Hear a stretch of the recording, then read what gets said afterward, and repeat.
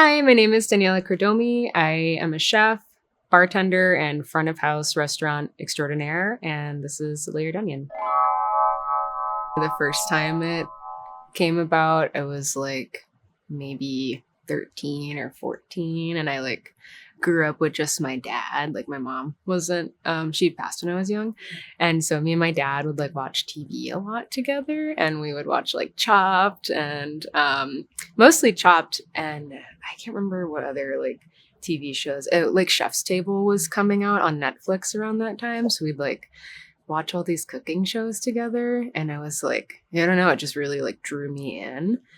The way that on Chopped, for example, you'd be presented with 5 random items and the things people would come up with, and me and my dad would be like, oh, if I had that, I'd do this, and so I even do that in my everyday life. I'm I have 2 eggs, a zucchini, and whatever, what can I make?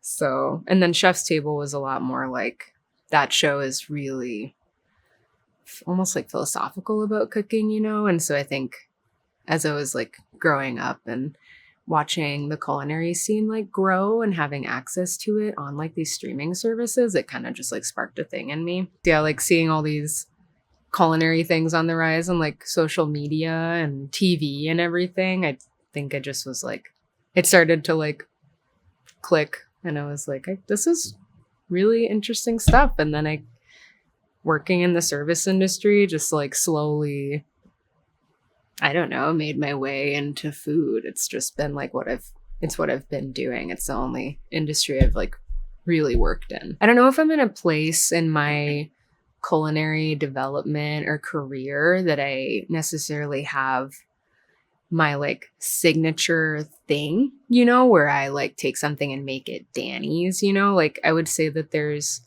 maybe a trend to the things I find interesting. I love tropical food, and I love global cuisine in general. So I love Thai food, I love Indian food. I'm from Argentina, so I like to highlight Argentinian things and indigenous food from the area when I can.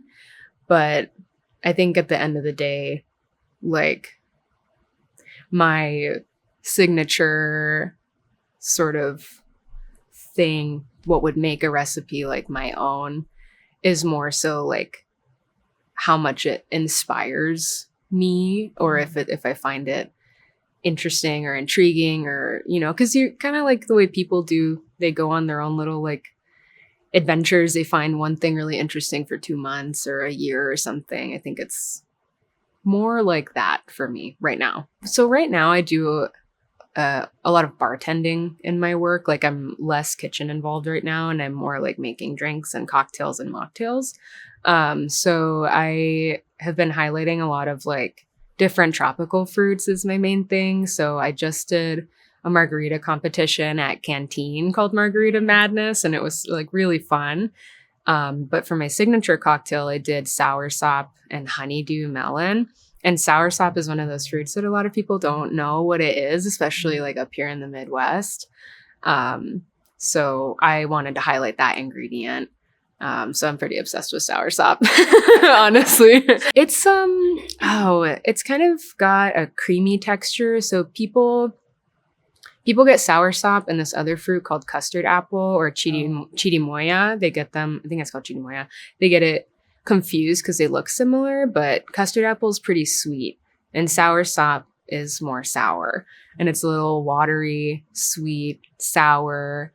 It almost has a floral thing to it, but I just love it. And it's an amazing fruit and plant, and people use the leaves of the tree to treat cancer. And I think it's just an amazing fruit. So I'm obsessed with it. I drink a lot of smoothies with it in the summer. Definitely. Yeah, you can't find it fresh other than maybe at the market on the south side that Centro Hispano has, with all the sort of produce from Mexico. You can get it there. But I've primarily eaten it a lot in Hawaii because it grows there. So, but you can buy it frozen at Woodman's, and that's what I do. You just get the puree. I have a big passion for local food, locally grown things. And I grow a lot of my own food. I think in an ideal world, I have all the funding, all the resources, all the access. I would love to have the ability to have something like a retreat center, oasis, cafe type thing, or something within that realm that allows me to give to the community and offer really good, high quality food to people, not just because they can afford it, but because they deserve to have access to that. You know what I mean? So one of the hard things working in restaurants is you're only serving the clientele that can afford to eat there. So you get more into fine dining, and obviously I love everyone and I want to serve everyone food, but it's hard to work at a place and know that you can't even afford to eat there, Right, so I'm like, who am I serving? And I love serving everyone, but it's hard to know that maybe 50 to 75% of the people in the city you live in can't just afford to eat where you work. Mm-hmm. So yeah, I would just love to be able to be in a position to feed everyone and have a place where we all come together on the same level, not separated by things like money or class or things like that, and just enjoy good, nourishing meals. So you were a big part this past fall of the harvest dinner. Yeah. That we did. Yeah. And I think that's an attempt at getting at what you're talking about. Yeah. You still have an entry because when I got invited, I was very excited. I was really nervous too, but it was one of those moments where I was okay, this is very much what I've been looking for, is that opportunity to serve the community and not have too many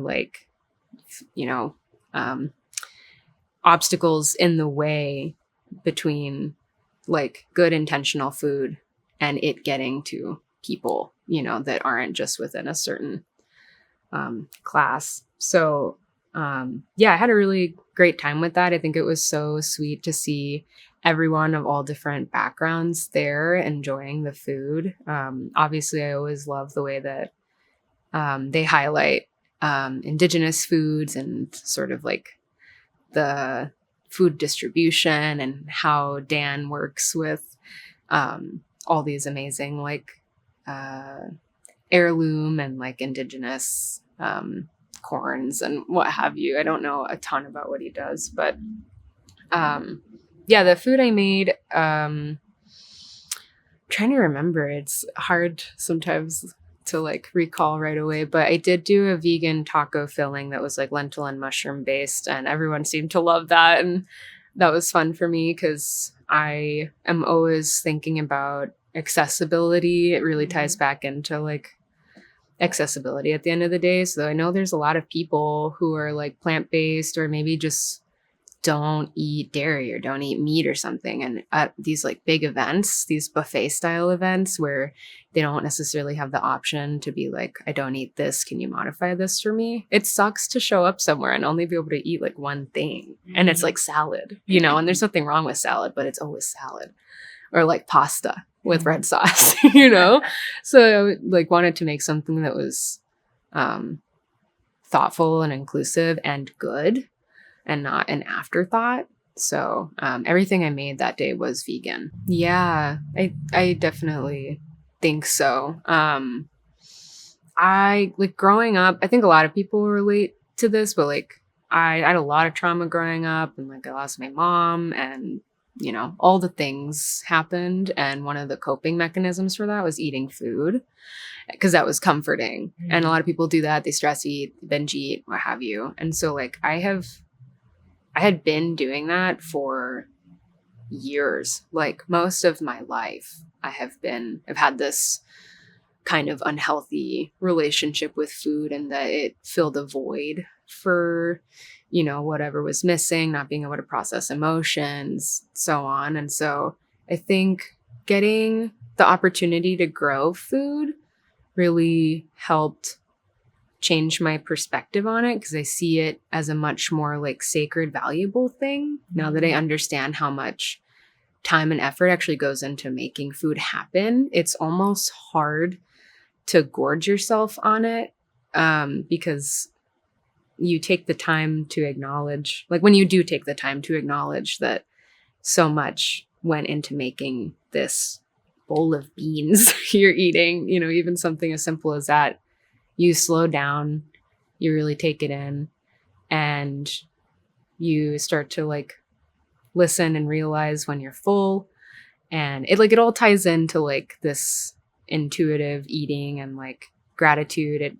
To me, that was the big thing, was like being able to slow down, appreciate, have gratitude for what's in front of me. And what followed with that was this like returning to understanding what my body was saying. Whereas I feel like before I could drown out what my body was needing or trying to tell me. And now I find it really hard to eat so much that I hurt because I can't like dishonor the feeling of being full because I'm slowing down to enjoy my food. I was 17 living in Virginia with my dad. I was like 16 or 17. And we were just in the suburbs, you know, and he built a little garden box. I can't tell you how big it was, but we started there.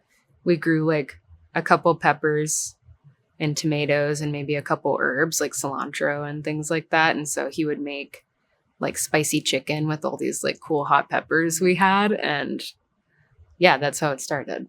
Yeah, I have some family friends in Wanakee, and I had been living with them for a long time. And when COVID happened and we were shut down and like locked away at home for however long, we started building garden boxes out there. And yeah, it expanded. And it's a pretty large plot out there now. And that's where I've been growing food for the past like 5 years that I've been living here now. I've been here 7 years, so 5 years is probably about as long as that has been in existence. Yeah, it's a big deal. It's like motherhood, you know?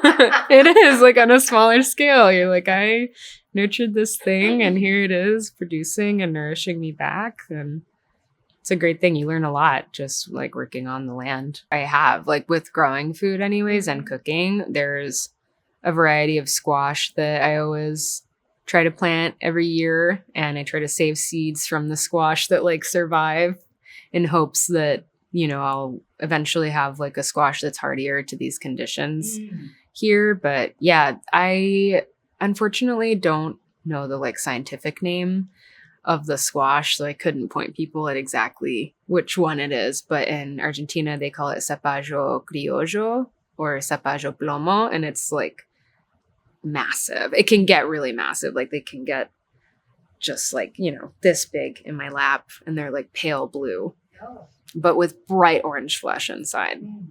And they can get really creamy when you cook them down. So yeah, I have that. And then I grow another squash. We just call it cepallito, which means little squash. But I think it might be officially called cepayo del tronco, which means like squash from the trunk. And it's because of how it grows off of the plant. It's kind of like zucchini, where zucchini just like pop right out of the middle stem, except they're tiny, round, green squash. And they have a really nice buttery texture. So yeah, those and some bean varieties too that are more native to like Chile, but regardless from the Andes. So yeah, I'm always looking for things that are native to that area just to grow them for fun. Well, I love chimichurri.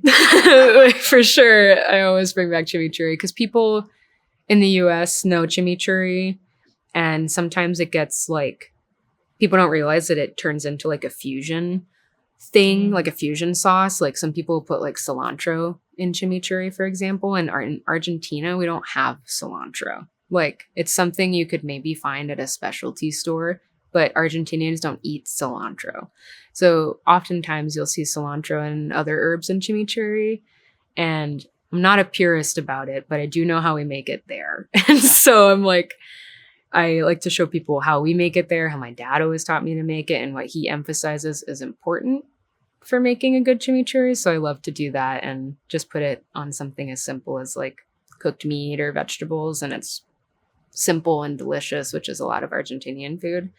But my other favorite dish is called humita. and it is a squash and corn puree soup, but it's not like a silky smooth puree. It's pretty rustic, and a little bit chunky or lumpy, but I find it super comforting. And traditionally, it's made by creaming corn on an actual like creamer. If you've seen those before, they're kind of like a long device that you like more or less like shave down the corn on the cob until it turns into this like puree. Yeah, and it really helps release all those starches.